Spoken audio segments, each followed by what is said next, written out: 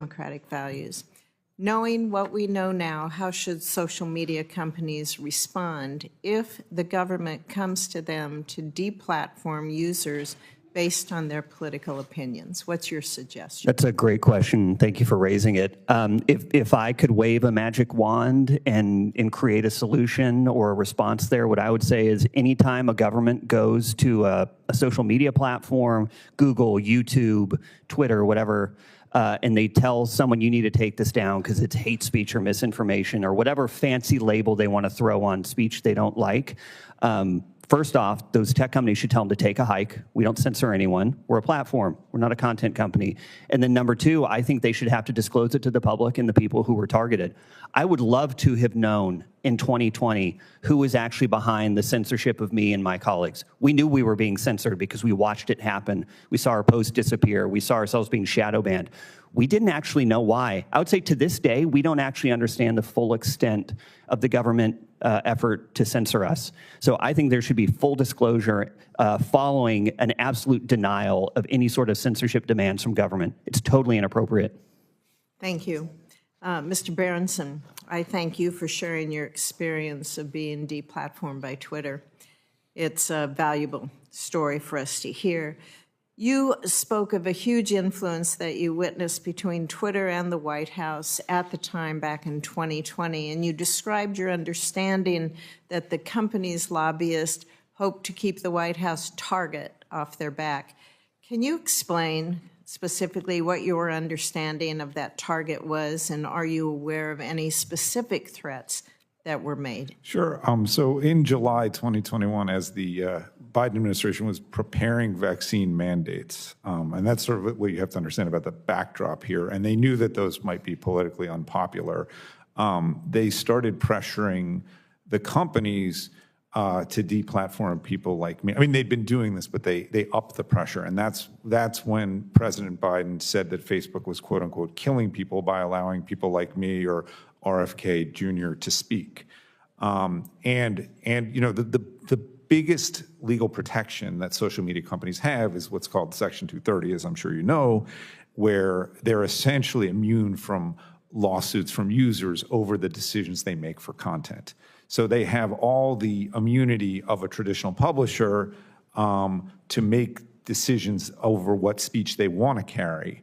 Did the White House, do you have any kind of information or records? Did the White House specifically say what they would do to Twitter? Well, so they specifically, well, they publicly said that they were going to reconsider Section 230.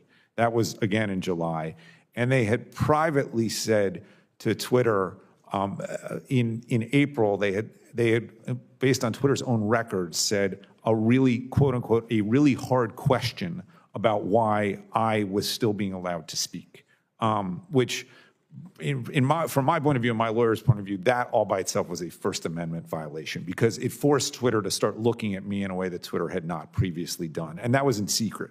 And you know, and I'll say this: there was no transparency. No transparency that Mr. Davis spoke of. Yes. So I mean, look, I don't like what Brendan Carr did, but he did it publicly, and we can have a debate about it. What's really problematic is when the government goes in secret to these companies and targets individual users or individual categories of speech. And I think that that shouldn't be allowed. I think that both parties should agree that targeting an individual user or an individual post, as you know, if it's legal, is wrong. And nobody's ever said that I'd said anything illegal. And actually, I think most people now would agree that a lot of what I said has been confirmed.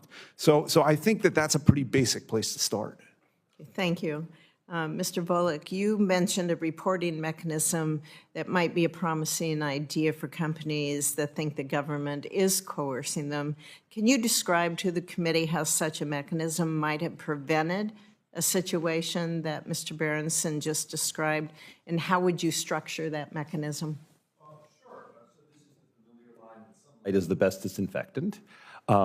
There may, in fact, be certain kinds of requests to remove something that might be justifiable in certain situations if they're not coercive, but they're just kind of appeal to somebody's better instincts.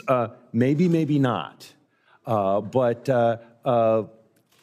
presumably it's something that members of this committee, that other members of Congress might be interested in, that reporters for newspapers might say, well, here's a list of all of these things that the government has been asking that people remove. Is it justifiable or not? Is it excessive? Does it show political bias? That's impossible to do if it's all essentially corporate secrets and government secrets.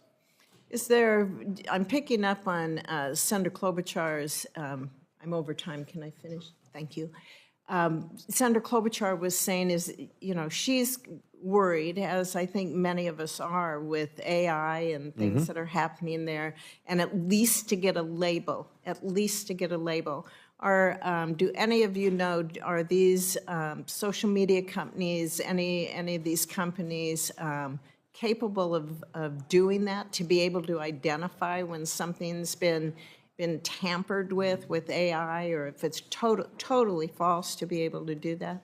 Right. So I think that is a separate question, but a very important question. There is what you're asking, I think, is the technical question, which is even if they were just to do it on their own, can they do it?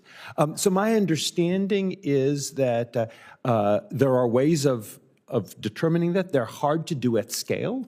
So perhaps a forensic examiner might look at a video, but it doesn't mean that you can have an algorithm that will reliably do it, and there's going to be false positives and false negatives. There's also always going to be an arms race, right? If there's a better fake technology, better detector technology, better fake technology that evades the detector technology. I'm not up on all the details, but my understanding is right now there is no guaranteed reliable mechanism of determining. Then maybe you get into the whole question also on what's comedy, what's satire, opens up a whole another avenue then. That's absolutely right. There certainly is no software you can write that says, oh, this is obvious parody, and therefore it shouldn't be taken down. Thank you, sir. Thank you, Mr. Chairman. Thank you. Senator Cantwell.